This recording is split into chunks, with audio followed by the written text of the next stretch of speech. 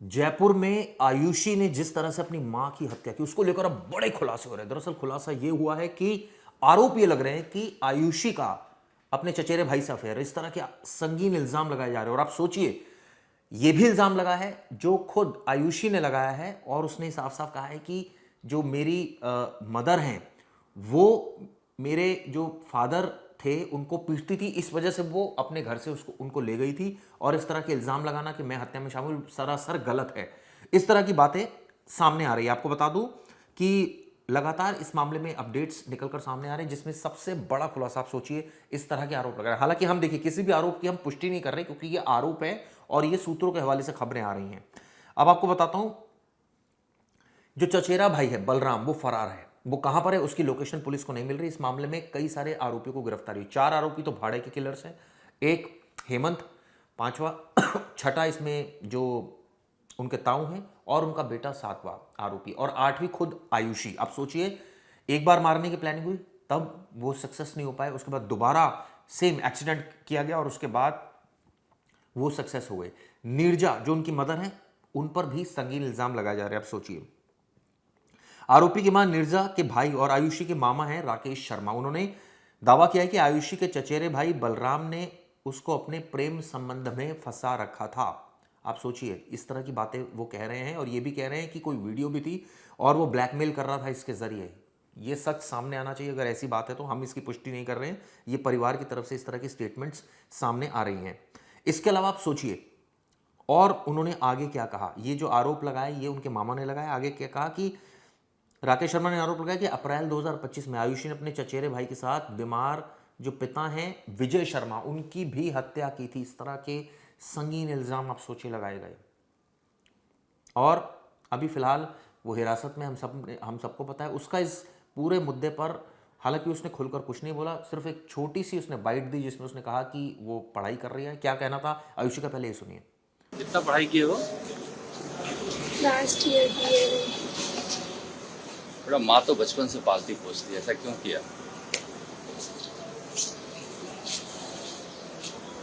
अफसोस है आपको? कितने दिन से कर रही थी प्लानिंग? उसने कहा था क्या आपसे, भाई ने? तो आपने सुना, आयुषी का बयान भी सामने आया। लेकिन सबसे बड़ी बात यह है कि अब एलिगेशंस बहुत सारे लग रहे हैं।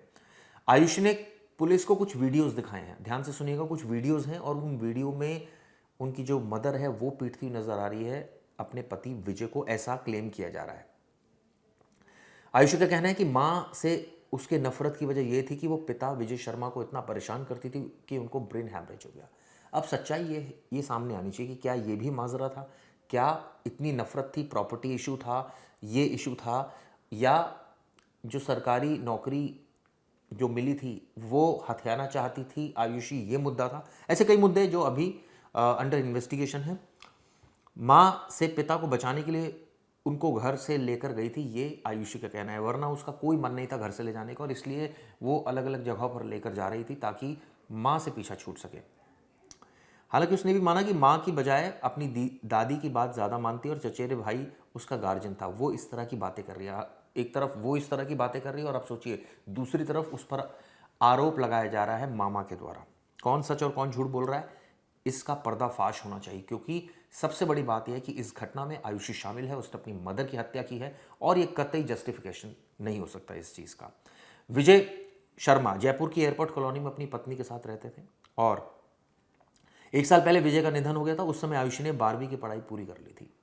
पिता की मौत के बाद अनुकंपा नियुक्ति का मामला सामने आया तो आयुषी ने खुद नौकरी की इच्छा जताई, लेकिन ऐसा आयुषी का कहना है कि उसकी मदर ने वो नौकरी हथिया ली। इसके बाद विवाद शुरू हुआ। प्रॉपर्टी की बात सामने है कि 2 उसकी प्रॉपर्टीज़ हैं, उसको लेकर भी विवाद चलता रहा। अब उसने प्लानिंग रची और उसने इस प्लानिंग में अपने भाई को शामिल किया, अपने जो ताऊ हैं उनको शामिल किया। इस तरह के आरोप हैं। उसके बाद इस तरह से घटना को अंजाम दिया। और आप सोचिए, 5-5 करोड़ की 2 जो प्रॉपर्टीज़ है कहाँ है वो बता दूं। एक है आगरा रोड स्थित 5 बीघा की ज़मीन है और भरतपुर की 4 बीघा की ज़मीन है। ये भी बात सामने आई। दरअसल ये पूरा मामला इसलिए खुला क्योंकि एक सीसीटीवी फुटेज पुलिस के हाथ लगी जिसमें देखा कि नीरजा एक कोने पर चल रही है, गाड़ी जानबूझकर मार के भागती है, उसके बाद कुछ लोग उसी समय स्कूटी पर सवार होकर भागते हैं। इस तरह की चीज़ें सामने। इसके बाद टोने टोटके का भी मामला सामने है, सीसीटीवी का भी मामला सामने है। लेकिन एक चीज़ इसमें जो बहुत ही क्लियर है वो ये है कि अगर ऐसी मुद्दा था कि नीरजा अपने पति को पीटती थी, तो बेटी ने क्या कभी शिकायत की पुलिस में? क्या सॉर्ट करने की कोशिश की, क्यों पीटती थी वो अपने पति को? अगर ये आरोप में दम है तो एक दूसरे पर अवैध संबंधों का आरोप जो लगाया जा रहा है, क्यों लगाया जा रहा है, इसमें कितनी सत्यता है, इसकी भी जांच होनी चाहिए। एक बेटी अपनी माँ से दूर होती जा रही है और अपने भाई को गार्जियन मानती है और उसके साथ मिलकर हत्याकांड को अंजाम देती है। ये जस्टिफिकेशन तो नहीं है, लेकिन वजह ज़रूर है, बहुत सारी वजह हैं जो अब खुल खुलकर सामने आ रही हैं। आप सोचिए 7 लाख रुपए की ये साजिश थी। हेमंत को 7 लाख रुपए देने थे और स्कॉर्पियो किराए पर ली 35,000 में, और उसके बाद जब नंबर मिला स्कॉर्पियो का जिससे मालिक तक पहुंची पुलिस, उसके बाद ये पता चला इस पूरे हत्याकांड में दरअसल कौन कौन लोग शामिल थे, तो पुलिस भी सन्न रह गई। क्या कहना था पुलिस का, सुनिए। ये जिनका एक्सीडेंट में डेथ हुई है, इनके हस्बैंड पहले सरकारी नौकरी में थे और उनकी डेथ के बाद जब नौकरी अनुकंपा नियुक्ति की बात आई तो ये जो बेटी है जिनको अरेस्ट किया है, ये चाहती थी कि मैं ये नौकरी ले लूं, लेकिन मदर ने ये नौकरी खुद ले ली और खुद नौकरी करने लग गई। तो इसलिए एक तो दिमाग में बेटी के ये आया कि ये नौकरी मुझे नहीं मिली और इस नौकरी को मैं ही लेके रहूंगी। दूसरा जो इनका परिवार इन्वॉल्व था, जो मृतका थी, इनके जेठ और उसका बेटा, तो इनकी 5 बीघा जमीन जो एक्सीडेंट में जिनकी डेथ हुई है, 5 बीघा जमीन इनकी आगरा हाईवे पे बड़ी अच्छी लोकेशन पे है। तो उनके मन में ये लालच आया कि इस जमीन को वो लोग ले लें, इसलिए तो ये इन्होंने प्लान किया। दूसरी चीज कि ये चूंकि एक्सीडेंट ही बताया गया था, सूचना भी एक्सीडेंट की आई थी और प्रथम दृष्टया एक्सीडेंट ही लग रहा था, लेकिन उसके बाद जब मौका देखा घटना स्थल पे, तो मौके में एक फुटेज में ये इंसिडेंट मिल गया हमें, जो किसी के घर लगा हुआ था सीसीटीवी, और उसको देखने से ये बिल्कुल क्लियर हो गया कि ये एक्सीडेंट नहीं है, क्योंकि उस वक्त और कोई गाड़ी नहीं गुजर रही थी। काफी चौड़ी सड़क थी, महिला बिल्कुल एक तरफ चल रही थी और पीछे से गाड़ी बहुत ओवर स्पीड में आकर के उसको टक्कर मारी, जिससे साफ क्लियर था कि ये इंटेंशनली टक्कर मारी गई है। इस चीज को लेकर के फिर हम आगे बढ़े। इन्होंने प्लान कैसे किया सर? इन्होंने प्लान तो इनकी कई दिनों से प्लानिंग चल रही थी। पहले भी इन्होंने अटेम्प्ट करने का प्रयास किया लेकिन बैठा नहीं। तब इन तीनों ने मिलके, ये जेठ मोहनलाल, जेठ का लड़का बलराम और मृतका की बेटी आयुषी, इन तीनों ने प्लान किया कि भाई इसको कहीं एक्सीडेंट में करके एक्सीडेंट का रूप दे दिया जाए। इसको लेकर के इन्होंने, ये हेमंत शर्मा एक नाम का लड़का था, ये सब उधर के ही रहने वाले हैं, उससे संपर्क किया और पैसे का ऑफर किया। हेमंत ने फिर आकाश शर्मा से संपर्क किया। इन दोनों ने मिलकर के फिर ये बाकी लड़कों को हायर किया 1-1 लाख रुपए में, और फिर इसको अंजाम दिया।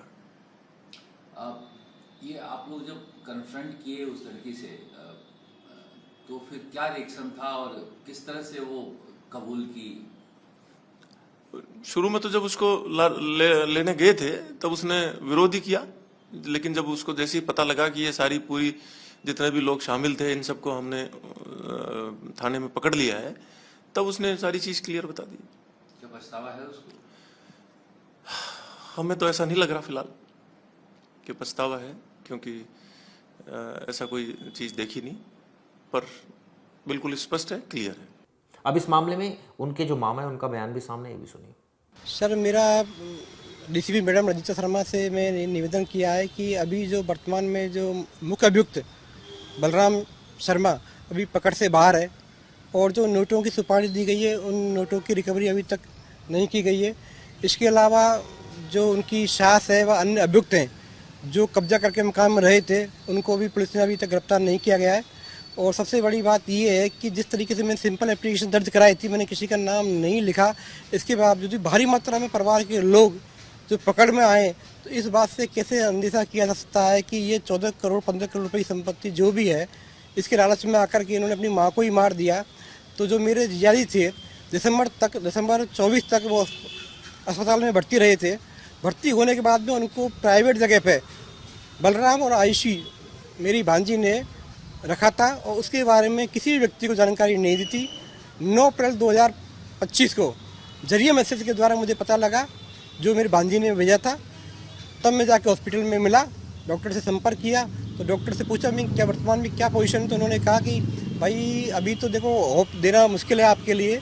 90% आपके जियाजी का दोनों फेफड़ों में पानी भरा हुआ है, लीवर पूरा 90% डैमेज है, हार्ट का जो स्थिति है वो 90% ब्लॉक है।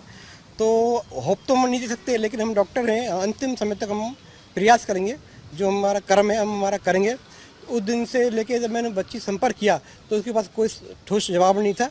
तो 3 महीने के ड्यूरेशन में जब निवेक हॉस्पिटल में वो अच्छी रिकवर हो गए थे, तो 3-3.5 महीने जो इन्होंने अंडरग्राउंड रखा है, कहाँ रखा है, क्यों रखा है, ये संदेह के घेरे में और अचानक आकर के उनको भर्ती करा देना, ये कहीं ना कहीं अगर पुलिस इन्वेस्टिगेशन करे तो निश्चित रूप से ये बात सामने आएगी कि मेरे जीजाजी की मृत्यु में भी इन आयुषी और बलराम का 100% हाथ होगा, क्योंकि सारा लालच प्रॉपर्टी का शुरू से ही चल रहा है। तो आपने देखा इस वीडियो में मैंने पूरी कोशिश की आपको सत्यता बताने की, लेकिन आरोप होते हैं, प्रमाण देने की बेहद आवश्यकता है। तो ऐसे में अगर कोई आरोप लगा रहा है तो उनको प्रमाण भी देने चाहिए। चलिए, इससे संबंधित जो भी डेवलपमेंट होगा उससे संबंधित मैं वीडियो बनाऊंगा और आपको आगे बताता रहूंगा। धन्यवाद।